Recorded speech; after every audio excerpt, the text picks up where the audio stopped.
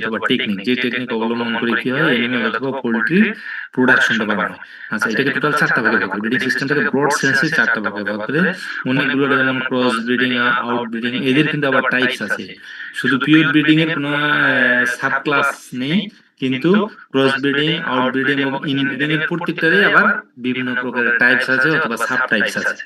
Breeding সিস্টেমটা এমনি চার মানে 4 ডিফারেন্ট টাইপস। এটা হলো পিওর ব্রিড, ক্রস ব্রিড, আউটব্রিড এবং ইনব্রিড।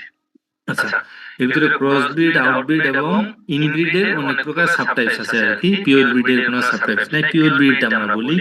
আচ্ছা, চলে আসি তাহলে নিচের দিকে, একটু পিওর ব্রিডে আসলাম। পিওর ব্রিডে যদি আমরা দেখি, পিওর ব্রিড ইন এনিমেল এটা কি? এই তুমি ওইদিকে যাও। আচ্ছা, এবার চলে আসি তাহলে কি পিওর ব্রিডিং এনিমেল। পিওর ব্রিডিংটা কি?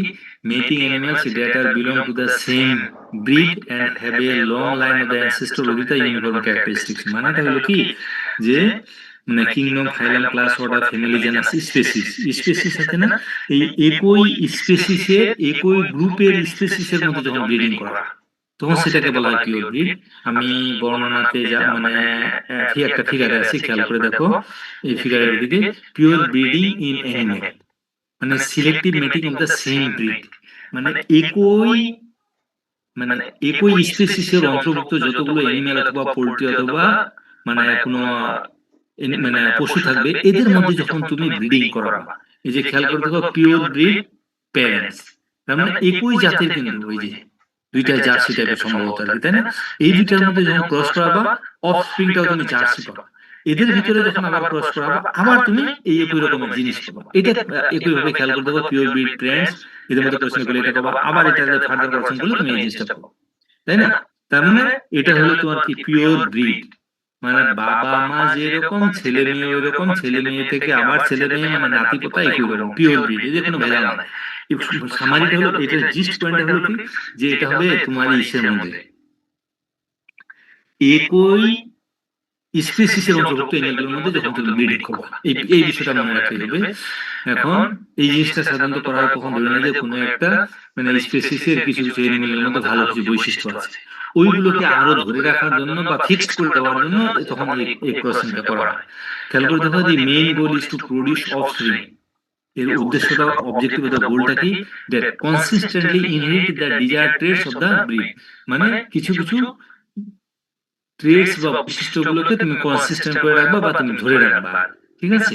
আচ্ছা, কি কি বৈশিষ্ট্যগুলো হতে পারে? এগুলো ফিজিক্যাল অ্যাপিয়ারেন্স হতে পারে, প্রোডাক্টিভিটি হতে পারে, বিহেভিয়ার হতে পারে, অথবা হেলথ ক্যারেক্টারিস্টিক্স ইত্যাদি ইত্যাদি তোমার হতে পারে আর কি। গেল, এটা গেল পিওর ব্রিড।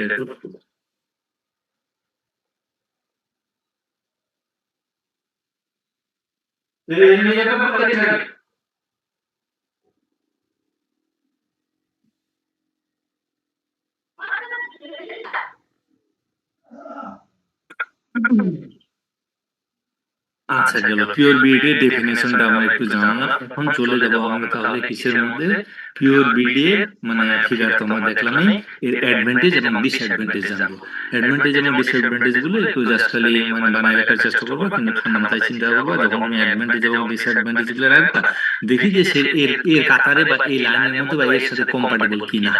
প্রত্যেকটা জিনিসেরই কিন্তু আমি অ্যাডভান্টেজ ডিসঅ্যাডভান্টেজেস তোমাদেরকে আলোচনা করার চেষ্টা করেছি, কারণ চলে আসে অটোমেটিক এই জিনিসগুলো।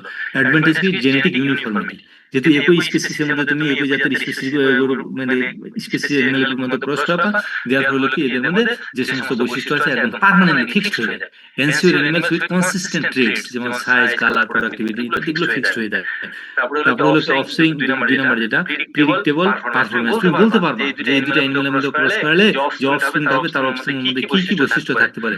মানে offspring inherit predictable characteristics, making management and selection easier. সহজে তুমি বুঝতে পারবে কোনটার সাথে কোনটা ক্রস করলে কি বৈশিষ্ট্য হতে পারে। তার breed improvement, by selecting the best animals breeder can gradually improve the quality of the breed. মানে একই জাতের যে মানে অ্যানিমাল গুলো আছে এদের ভিতরে আরো তখন তুমি ভালোগুলো মানে লম্বা চওড়া অথবা মানে বডি ফিগার যাদের ভালো সেগুলো নিয়ে যদি ক্রস করো, তাহলে দেখা যাবে যে সেখান থেকে তুমি ভালো পেতে পারো আর কি। Maintains breed identity, these are the unique characteristics and purity of the breed over generation to generation. এক জেনারেশন থেকে আরেক জেনারেশনে ওই বৈশিষ্ট্যগুলো পার্মানেন্টলি ফিক্সড হয়ে যায়। বেটার মার্কেট ভ্যালু যখন একই রকম বৈশিষ্ট্যগুলো তোমার ফিক্সড হয়ে যায়, fix higher prices due to the predictable traits, মানে যেহেতু এই বৈশিষ্ট্যগুলো তোমার পার্মানেন্ট হয়ে যাবে এবং এক জেনারেশন থেকে আরেক জেনারেশন পেডিগ্রি রেকর্ড অনুসারে সেটা ফিক্স হয়ে যায়, এই জন্য সেটার মার্কেট ভ্যালুটাও বেড়ে যায়। মানে ওই যে খাঁটি, মানে অনেক সময় বলে যে না খাঁটি মধু অথবা খাঁটি দুধ বা এই জাতীয় জিনিস, ওই রকম পিওর ব্রিড গুলোকে কনসিডারেশনে নেওয়ার এটা সাধারণত তোমার পিওর ব্রিডিংটা করা হয়। তাহলে ডিসঅ্যাডভান্টেজটা কি খেয়াল করে দেখো, ইনব্রিডিং রিস্ক, ইনব্রিডিং ডিপ্রেশন হতে পারে। Continuous pure breeding can lead to inbreeding, তার মানে দেয়ারফর ইনব্রিডিং যদি হয় তাহলে রিডিউস ফার্টিলিটি, গ্রোথ এবং ডিজিজ রেজিস্ট্যান্স। কিছু কিছু বৈশিষ্ট্য তোমার ভালো হতে পারে, মানে অনেকগুলো বৈশিষ্ট্য তুমি যখন একটা বৈশিষ্ট্যকে কনসিডারেশনে ক্রস করাবা, ও বৈশিষ্ট্যটা পেতে পারো, এট দ্য সেম টাইম অন্য বৈশিষ্ট্যগুলো তোমার কিন্তু খারাপ হয়ে যেতে পারে। এই জিনিসটা এখানে বোঝাতে চেয়েছে, লিমিটেড জেনেটিক ডাইভার্সিটি, যেহেতু একই স্পিসিস গুলো বছরের পর বছর জেনারেশন টু জেনারেশন চলতেই থাকে, দেয়ারফর তাদের মধ্যে নেরো জিন পুল, মানে জিন মানে একই রকম মানে পূর্বপুরুষ 14 পুরুষ আগের যে জিনগুলো ছিল ওইগুলো তাদের মধ্যে এক জেনারেশন থেকে আর এক জেনারেশন চলতেই থাকে, তাই না? নেরো জিন পুল, যেহেতু তাদের জিন পুল গুলো নেরো বা অল্প সংখ্যক, making the more vulnerable to disease and environmental changes, মানে ডিজিজ এবং এনভায়রনমেন্টের ক্ষেত্রে তারা একটা মানে সাফারিংস এর মধ্যে অনেক সময় পড়ে যায় তারা আর কি। তারপরে হলো কি হাই কস্ট। হাই কস্টের ক্ষেত্রে দেখা যায় কি requires careful record keeping, selecting mating and sometimes higher veterinary care. অনেক সময় তোমাকে মানে ব্রিড মেইনটেইন করার জন্য একটু কষ্টের পরিমাণ কিছু কিছু ক্ষেত্রে বেড়ে যায়, সেই জিনিসগুলো এখানে তোমাদেরকে বলে দিয়েছে আর কি। তারপর কি স্লো অ্যাডাপ্টেশন, তারা এনভায়রনমেন্টালের বিভিন্ন কন্ডিশনের মধ্যে তারা সহজে অ্যাডাপ্ট করতে পারে। Adapt poorly two new climate, তারপরে হচ্ছে থ্রেটস এবং নতুন খাবার দাবার তারা সহজে মেনে নিতে পারে না, এবং ফার্মিং কন্ডিশনে তারা একটা অনেক সময় ঝামেলায় পড়ে আর কি। পোটেনশিয়াল ফর ডিজিজ কি জেনেটিক ডিফেক্ট, মানে পার্মানেন্টলি ওই যে আমরা এর আগে বলেছি যে কি লিথাল জিনের নাম শুনেছো তোমরা, তাই না? এরপর লিথাল জিন যদি ক্যারিয়ারের মধ্যে থাকে, বাবা মার মধ্যে থাকে যদি, তাহলে মানে তাদের অফস্প্রিংয়ের মধ্যে লিথাল জিনটা মানে হেটেরোজাইগাস কন্ডিশনে যেতে পারে, আবার হোমোজাইগাস কন্ডিশনে যেতে পারে। হেটেরোজাইগাস কন্ডিশনে যদি যায় তাহলে তো সে বেঁচে থাকবে, সে মারা যাবে না, সে ক্যারিয়ার হিসেবে কাজ করবে। কিন্তু হোমোজাইগাস কন্ডিশনে যদি যায় তাহলে সেটা মারা যাবে। ওই জিনিসটা এখানে বলতেছে certain undesirable traits or heredity disease can accumulate if not carefully manage. যদি এই জিনিসগুলোকে তোমার খেয়াল করা না হয়, খেয়াল না করে যদি দুইটা প্যারেন্টের মধ্যে ক্রস করে তুমি আর একটা ইনব্রিড অপশন পেতে চাও, তখন এই জিনিসটা তোমার হতে পারে আর কি। এইটা হলো তোমার ডিসঅ্যাডভান্টেজ। আমার কথা কি বোঝা যায় না? যায় না? যাচ্ছে স্যার। আচ্ছা ঠিক আছে, তাহলে আমরা চলে যাই পিওর ব্রিডিং এর ভেতরে। পিওর ব্রিড থেকে আমরা বের হয়ে আসি, এবার চলে যাই ক্রস ব্রিডিং। তার মানে পিওর ব্রিডে আগে যেটা ছিল একই স্পেসিসের অ্যানিমেল অথবা প্ল্যান্ট অথবা পোল্ট্রির মধ্যে তুমি যখন ক্রস করাবা, একই species, kingdom, phylum, class, order, generally একটি genus species, family genus species, তাই না? স্পিসিসের আন্ডারে যারা আছে তাদের মধ্যে, স্পিসিসের আন্ডারে যারা, এই বিষয়টা একটু মনে রাখবা। ক্রস ব্রিড হলো কি মানে ডিফারেন্ট স্পিসিসের মধ্যে ক্রস করা হবে। এটা কিন্তু মানে ক্লাসিফিকেশন আছে, এই ক্লাসিফিকেশন পড়লে আরো আমাদের তোমাদের কাছে বিষয়টা ক্লিয়ার হয়ে যাবে। তাহলে ক্রস ব্রিডিং আগে ঢুকি, এই জিনিসটা কি different breeds or stream, different জাতের, তাই না?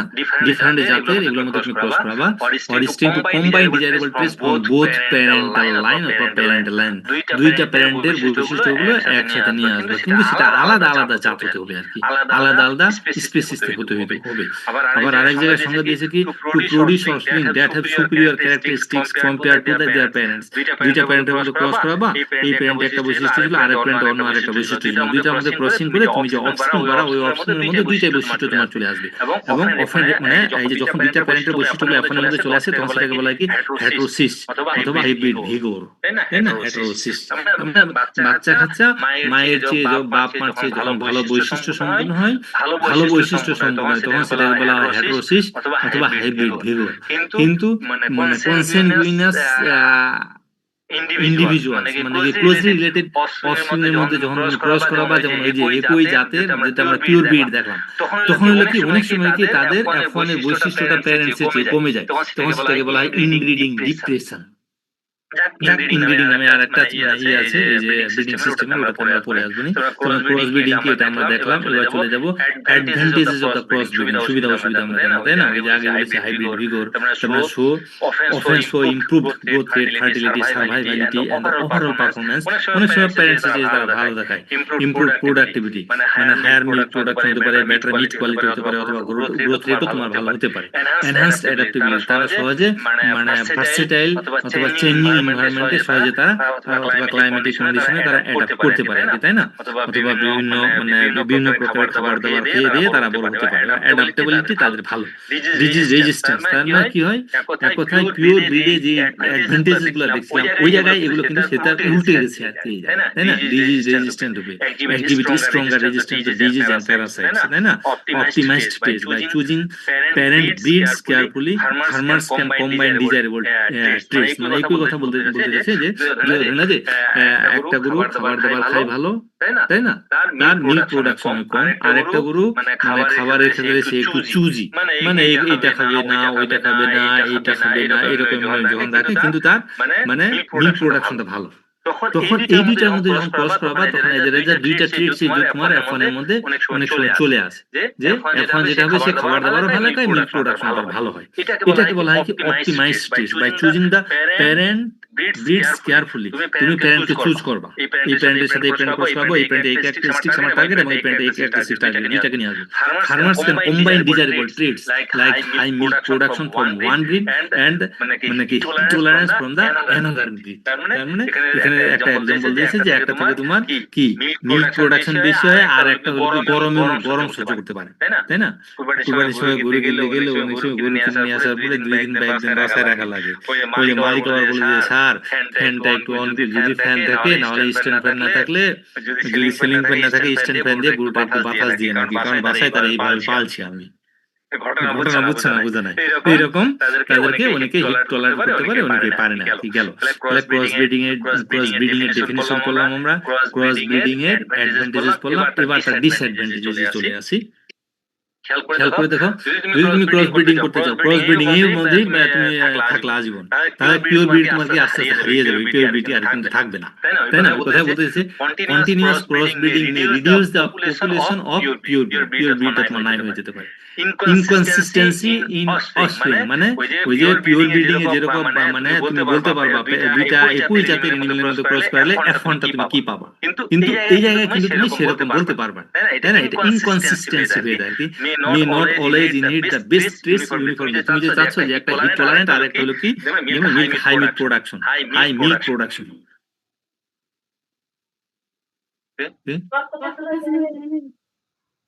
একটু বসো, 100 টাকা দিয়ে দাও তুমি। আমি ক্লাস নিচ্ছি, তুমি যাও, দিয়ে দাও, আমি দিয়ে দিচ্ছি একটু পরে, ঠিক আছে?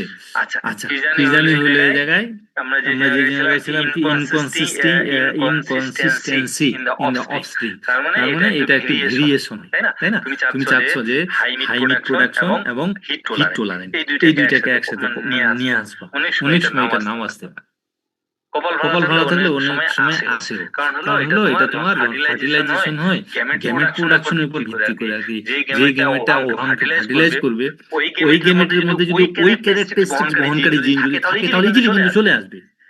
কারণ হলো মেন্ডেলের প্রথম দ্বিতীয় সূত্র আমরা জানি, যেটা এটা র্যান্ডমলি, তাই না? র্যান্ডমলি ফাইট করে একটা ওভামকে অথবা একটা এগকে ফার্টিলাইজ করার জন্য স্পার্ম গুলো এগের মধ্যে থাকে, কিন্তু স্পার্মের মধ্যে অনেক সময় তোমার যে ওটা তখন একটা থেকে 4টা সেল হয়ে যায়, এগের মধ্যে অনেক সময় একটা থেকে 4টা সেল হয়ে যায়, তাই না?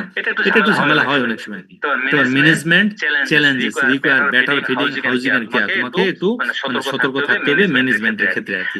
Reduced reproductive performance in some cases, some cross breeds may have lower fertility or breeding. তুমি যেটা ক্যারেক্টারিস্টিক নিয়ে আসতে যাচ্ছিলে দেখা গেলো যে আসলো না, একটা আসে না, এটা অনেক সময় হয়ে যায় আর কি। তারপর difficulty in standardisation, crossbreed animals don't have uniform characteristics, therefore এই মানে দুইটা ক্যারেক্টারিস্টিক যদি আপনার মধ্যে চলে আসে, তাহলে তো সে বাপের মতো না, মায়ের মতো না, তাই না? আবার বলতে গেলে সে বাপ মা দুইটা বৈশিষ্ট্য তার মধ্যে রয়েছে। Therefore making them less predictable for the commercial production.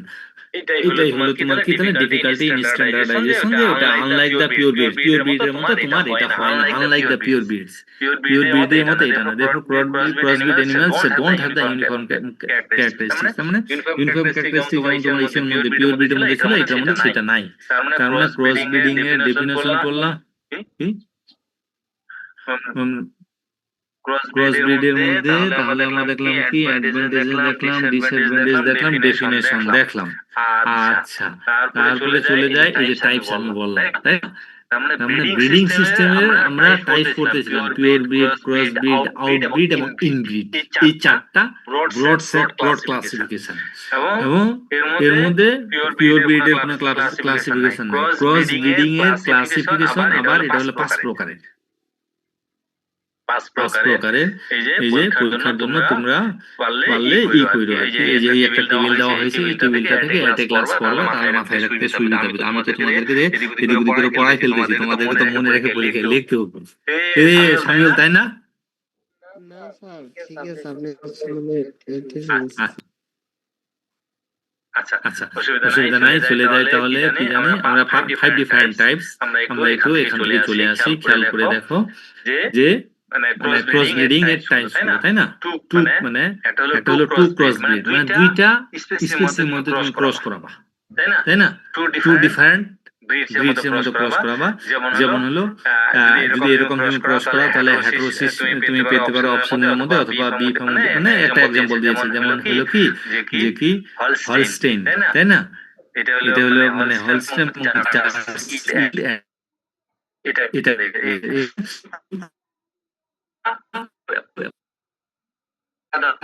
আলাদা স্পিসিস থেকে আসা, দুইটা আলাদা দুইটা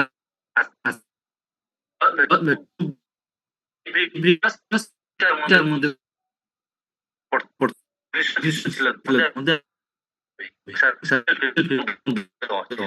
তাই না?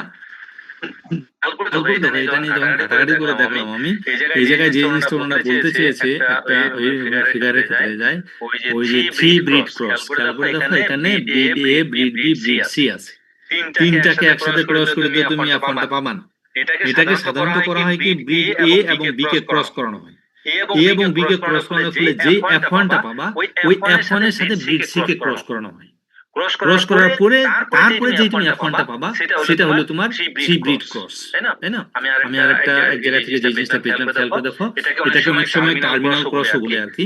খেয়াল করে দেখো যে কি করা হয়, two breeds are first cross to produce the F, দুইটার মধ্যে ক্রস করে এফ1টা প্রোডিউস করা হয়, এফ1 ফিমেল, and these females are then mated with a third inmate, third sub, মানে তৃতীয় বারে যেটাকে তুমি মানে ব্রিড সি যেটা আছে সেটার সাথে ক্রস করা হয়। যে ব্রিড এর সাথে ব্রিড বি কে তুমি ক্রস করাবা, এখান থেকে মেল ফিমেল দুইটাই পেতে পারো, এখান থেকে ফিমেলটাকে সিলেক্ট করা হয়, ওই ফিমেলটাকে তখন আরেকটা মানে মেল দিয়ে ক্রস করা হয়, তখন যেটা পাবা সেটাকে বলা হয় তোমার কি 3 ক্রস ব্রিড। আমার কথা কি বোঝা গেছে না যায় নাই? আচ্ছা, মানে 2 ব্রিড ক্রস গুলো, 3 ব্রিড ক্রস গুলো এখানে আরো ডিটেইল বর্ণনা দিয়েছে।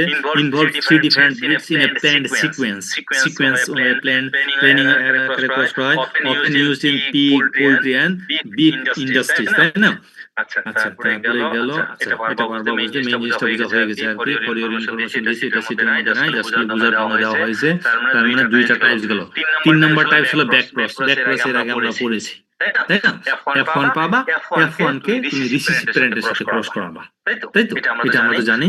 ব্যাক ক্রসিং হলো multiple breed cross. 3 breed cross আমরা যেরকম পড়লাম, এটা হলো মানে 3 এর চেয়ে বেশি চলে যাবে, multiple breed cross. Involve more than 2, মানে 2 এর বেশি। মাল্টিপল মানে তো মোর দ্যান 2 বোঝায়। কিন্তু সাধারণত যেহেতু 3 ব্রিড ক্রস আমরা 3টাকে পড়লাম, যখন মাল্টিপল হবে যে 3 এর বেশি চলে যাবে। Aims to combine the traits like growth, disease resistance and meat অথবা milk quality, often used in commercial poultry and pig production. দেখা গেল। তার মানে মাল্টিপল ব্রিড ক্রস হইলো কি 3 ব্রিড ক্রসের হায়ার ভার্সন বলতে গেলে আর কি, তাই না? আর গ্রেডিং আপ তো আমরা এর আগেই পড়েছিলাম, গত ক্লাসে নাকি এর আগের ক্লাসে যেটা করলাম। গ্রেডিং আপটা কি, যে হলো কি যে কোনো একটা লোকাল অ্যানিমেলকে তুমি ক্রস করাবা একটা ভালো জাতের ষাঁড় দিয়ে বা মানে মেল দিয়ে, তাই না? ক্রস করানোর ফলে তুমি একটা F1 পাইলা। F1 এ মেল ও ফিমেল দুইটাই হতে পারে। যদি ফিমেল পাও ওই ফিমেলটাকে আবার ওই মানে হাই কোয়ালিটির যে সুপিরিয়র মেল আছে সেটা দিয়ে আবার সেই F1টাকে ক্রস করাবা, দিয়ে নিশ্চয় তার ভিতরে কিছু বৈশিষ্ট্য হয়ে যাবে। মানে সেখান থেকে যখন F1 পাবা, F1 ফিমেল পাবা, সেটাকে আবার ক্রস করাবা। এভাবে 5, 6, 7 বার ক্রস করানোর ফলে 5, 6 জেনারেশন যাওয়ার ফলে দেখা যাবে যে কি যে মানে সুপিরিয়র মেলের ভিতরে যে ক্যারেক্টারিস্টিক ছিল সবগুলো তোমার F1 ফিমেলের মধ্যে চলে যাবে। এগুলোকে হলো গ্রেডিং আপ। আমাদেরকে সম্ভবত টার্মিনোলজি চ্যাপ্টারে আমি এই জিনিসটাকে পড়াইছিলাম আর কি। গেল তোমরা ক্রস ব্রিডিং